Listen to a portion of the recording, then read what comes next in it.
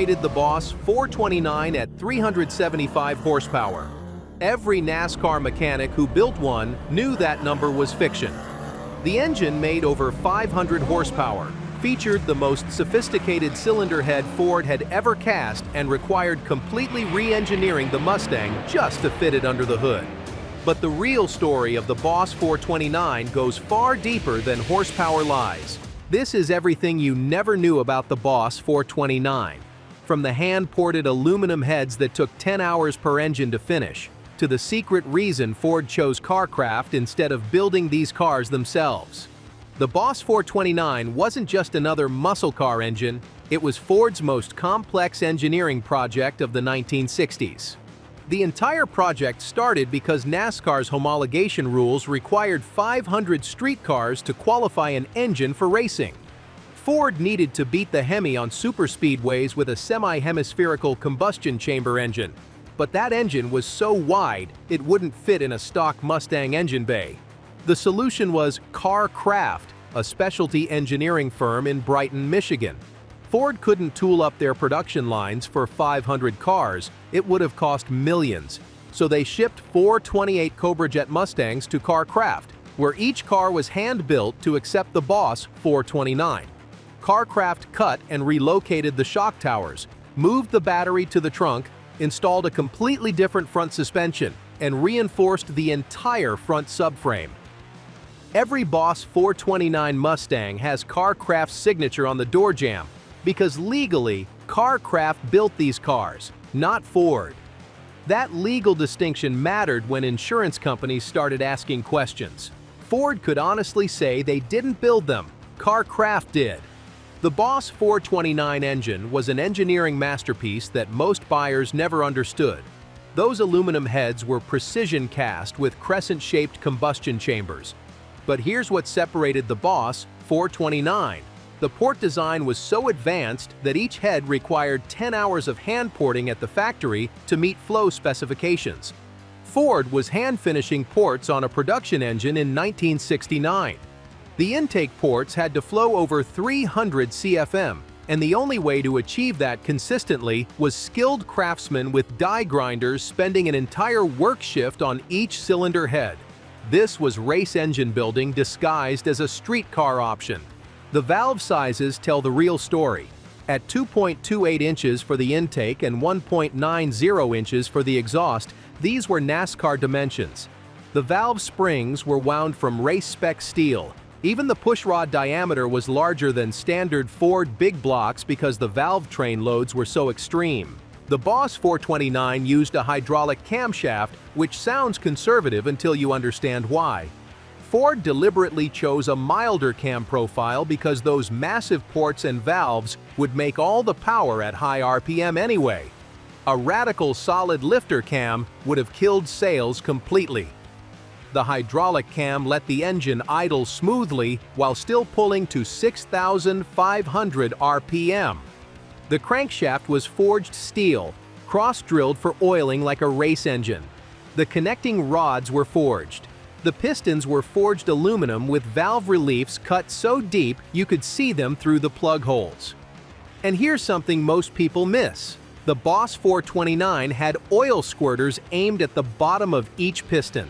In 1969, that was race engine technology for sustained high-speed running at 6,000 plus RPM on superspeedways. The 375 horsepower rating was calculated fraud. Ford knew exactly what this engine made, 520 to 540 flywheel horsepower. But admitting that would have triggered insurance industry retaliation and given NASCAR inspectors ammunition to restrict the engine. The performance numbers proved the lie. Car and driver recorded 14.09 seconds at 102.85 miles per hour. Motor Trend got 13.88 at 103.5 miles per hour.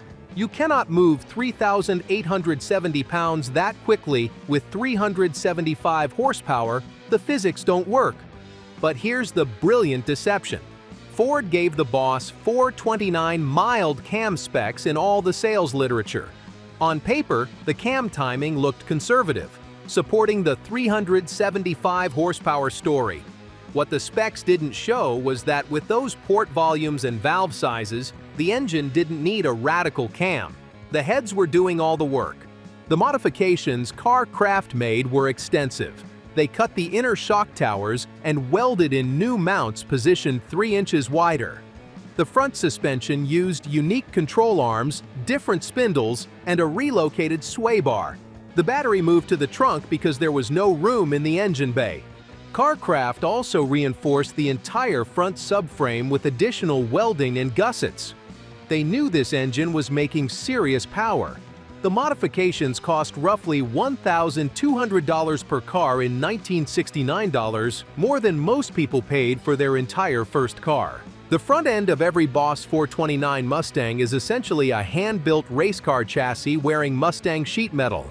You cannot convert a regular Mustang to Boss 429 spec. The engine literally won't fit.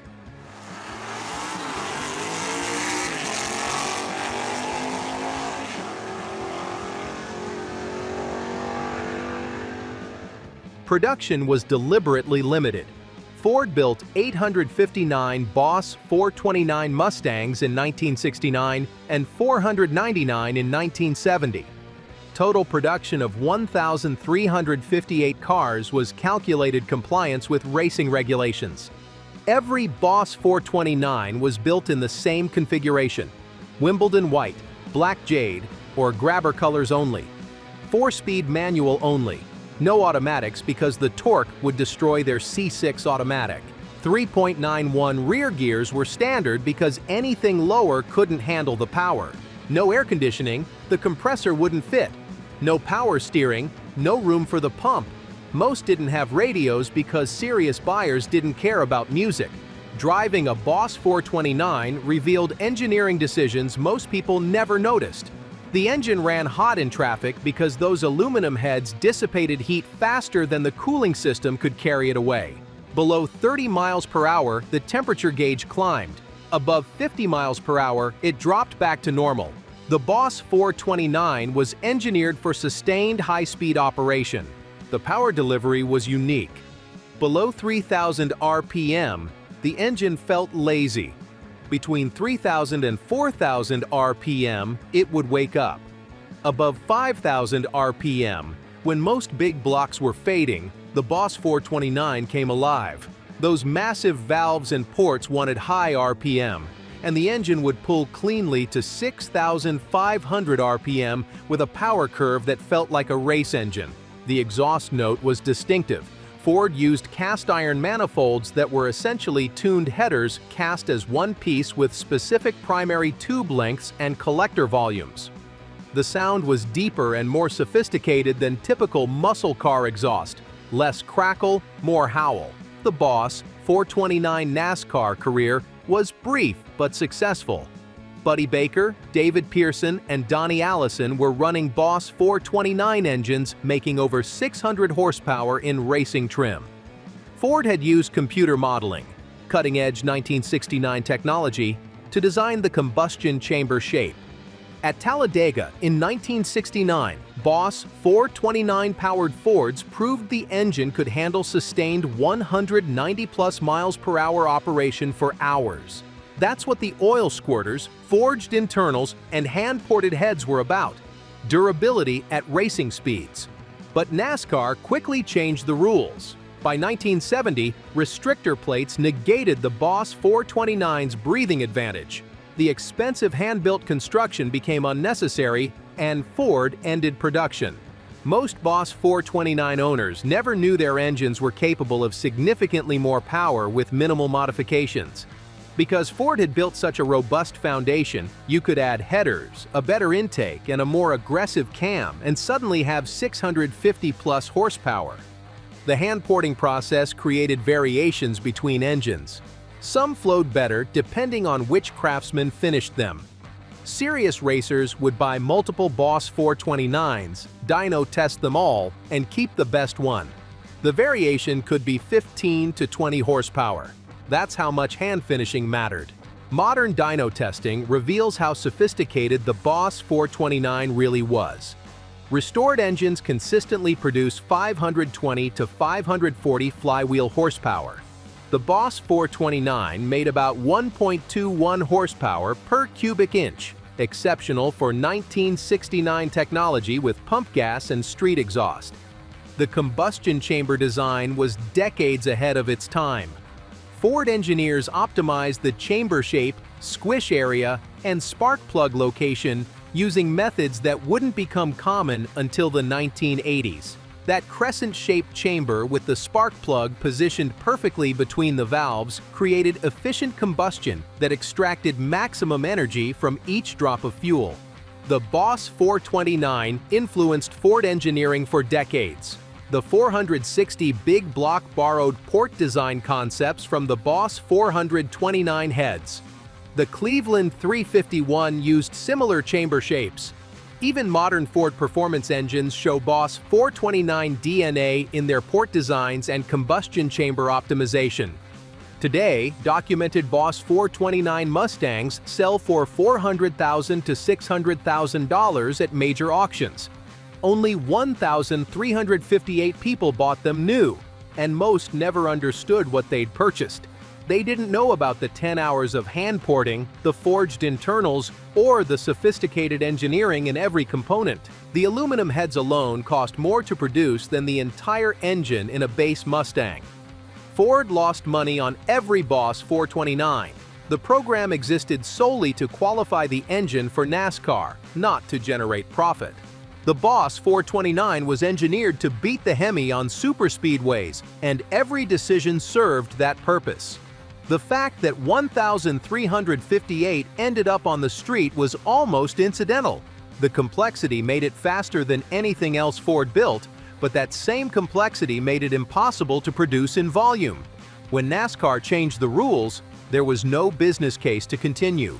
Most muscle car engines were compromised by cost accountants.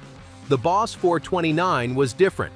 Engineers were told to build the best engine possible, cost be damned. The result was an engine so sophisticated that even today you can restore one and have 540 horsepower that pulls smoothly to 6,500 RPM.